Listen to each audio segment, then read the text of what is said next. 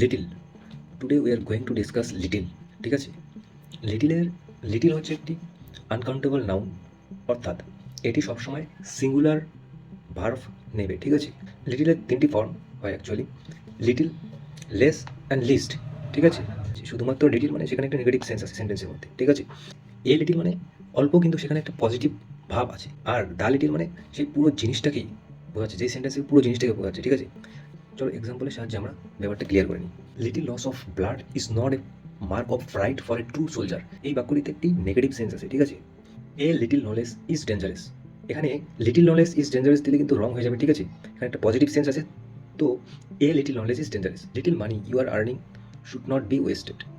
এই বাক্যটা একদম ভুল, কারণ এখানে পুরো মানিটাকে বোঝাচ্ছে, তো the little money you are earning should not be wasted. আর ইউটিউবে সর্বপ্রথম আমি বেসিক টু অ্যাডভান্স সব রকম কম্পিটিটিভ এক্সামের জন্য যে ইংলিশ লাগে সবগুলোই আমি নিয়ে আসছি একের পর এক। ওখানে গ্রামার তো কমপ্লিট থাকবেই, প্লাস যেগুলো যেগুলো প্রয়োজন কম্পিটিটিভ এক্সামের ক্ষেত্রে বেসিক টু অ্যাডভান্স সবগুলোই শেখানো হবে ইউটিউব চ্যানেলে। তো এটার জন্য সাবস্ক্রাইব করে রাখুন।